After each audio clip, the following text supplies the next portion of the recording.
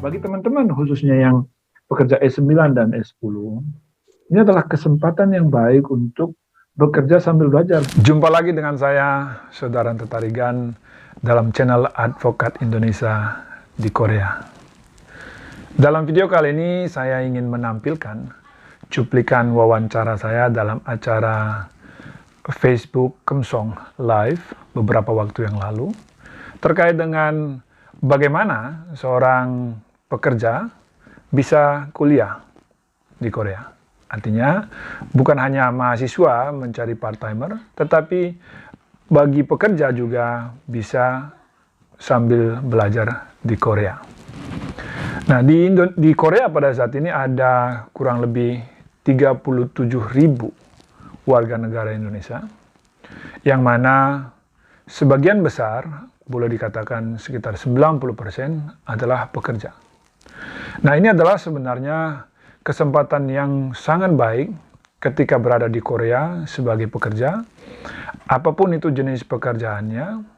Tetapi selain bekerja, bisa juga menimba ilmu di berbagai kampus yang ada di Korea. Salah satu kelebihan Korea pada saat ini adalah memiliki kampus-kampus yang menyediakan kelas-kelas online atau yang lebih dikenal dengan Cyber University. Ada kurang lebih 20-an Cyber University yang bisa diikuti. Untuk itu, melalui cuplikan video yang akan kami tayangkan ini, semoga bisa menjadi suatu informasi yang menjadi pertimbangan buat para viewer, khususnya bagi teman-teman yang akan datang ke Korea sebagai pekerja, dan juga teman-teman yang saat ini bekerja di Korea. Terima kasih. Sebelumnya saya ingin mengucapkan selamat atas wisudanya Pak Tarigan SD-nya yang kemarin ini. Jadi Pak Tarigan ini juga akhir-akhir ini juga bekerja sambil, bisa dibilang studi sambil bekerja juga ya di Korea sini. Jadi mungkin bisa sedikit share ke teman-teman mungkin untuk cara studi sambil bekerja ini seperti apa, apakah ada seperti hal-hal yang mungkin bisa untuk di-share ke teman-teman.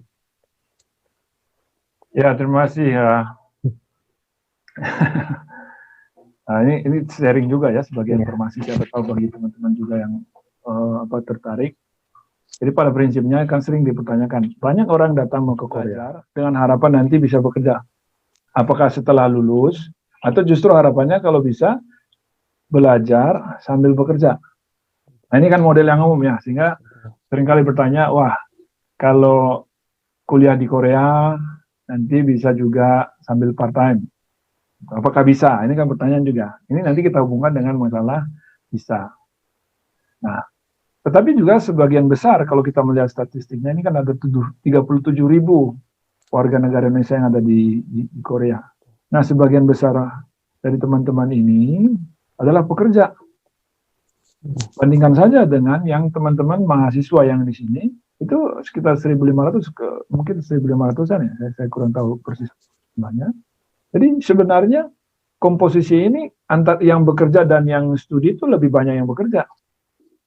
Nah, jadi pertanyaannya bisa dijawab di dua arah ya. Pertama, apakah belajar sambil bekerja dan bekerja sambil belajar? Sebenarnya dua-duanya bisa. Nah, jadi bisa.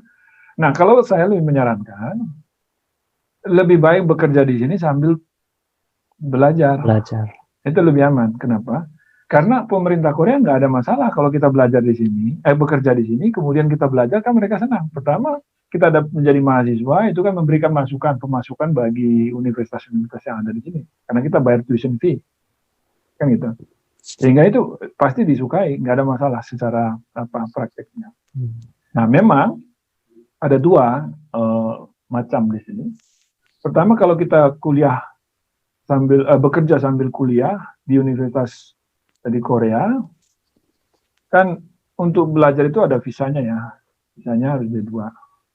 Nah, maka ketentuan imigrasi secara umum, kalau seseorang mempunyai jenis visa tertentu, melakukan kegiatan yang lain, maka itu wajib pertama melaporkan atau minta izin, ada dua.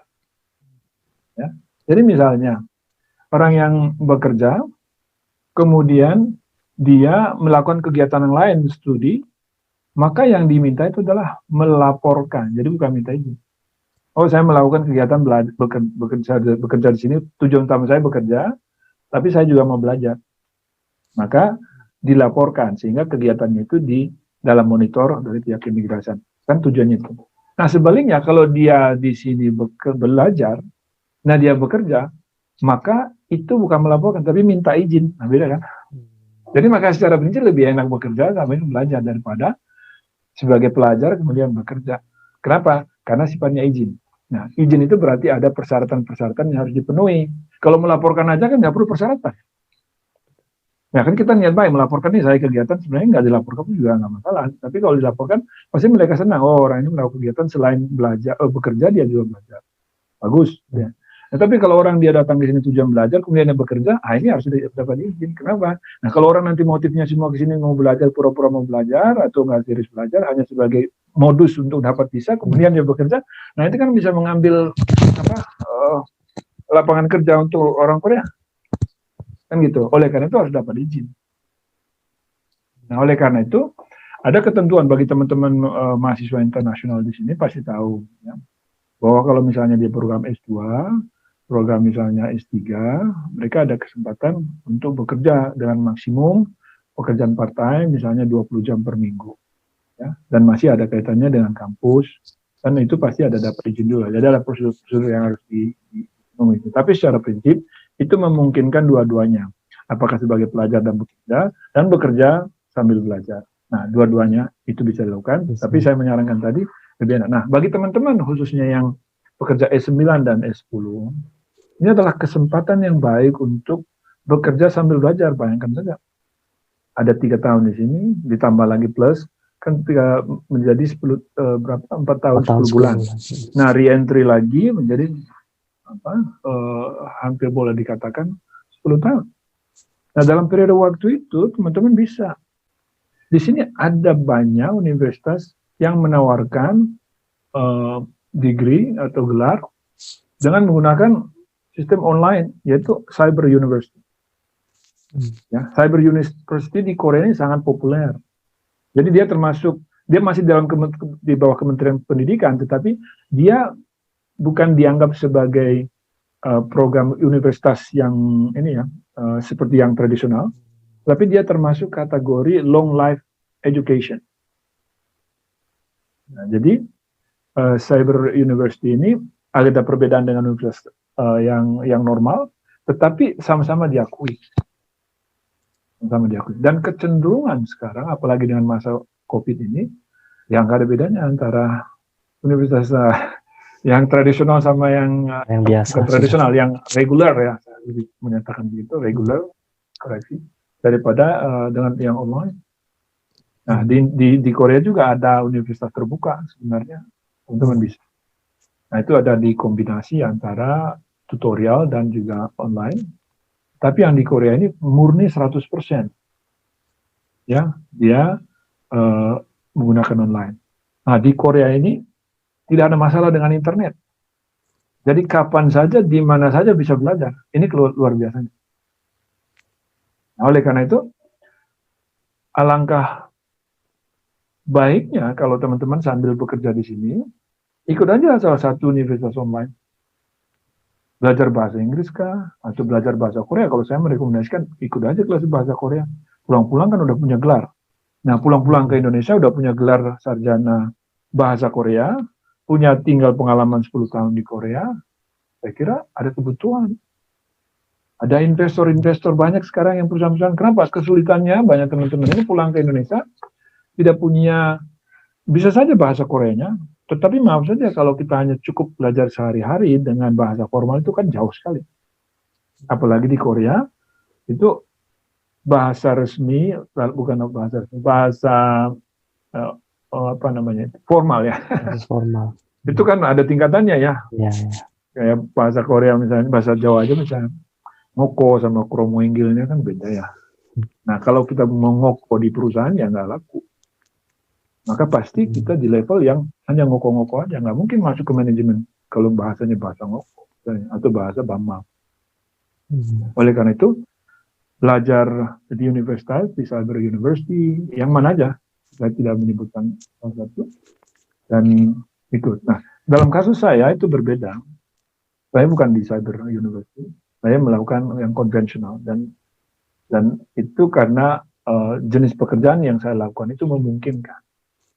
Ya, buat teman-teman yang misalnya bekerja dengan S9 S10 tentu akan kesulitan untuk mengikuti program pendidikan yang sifatnya konvensional, ya, harus datang ke kampus. Nah, saya selama hampir 2 tahun itu setiap minggu bolak-balik Suwon dan Pohang, 281 km, baliknya lagi 280, udah berapa itu? Hampir 600, 500-an kilometer. Itu dalam setiap minggu. Jadi saya menginap di sana satu malam, nah, kemudian balik lagi. Itu selama 2 tahun. Tentu biaya juga. Nah, ini mempertimbangkan. Tentu tidak semua kasus bisa. Tapi kita bicara konteks tadi mengenai bisa bekerja atau tidak, sangat memungkinkan. Ya. Nah, ini mungkin itu yang bisa saya sampaikan ke teman-teman. Terima kasih atas sharingnya Pak Tarikan. Wah, salut banget untuk Pak Tarikan. Udah 2 tahun pulang bercerita itu, jadi bolak-balik ya, bolak-balik Pohang. Wah, bukan hal yang mudah tentunya, bisa sampai seperti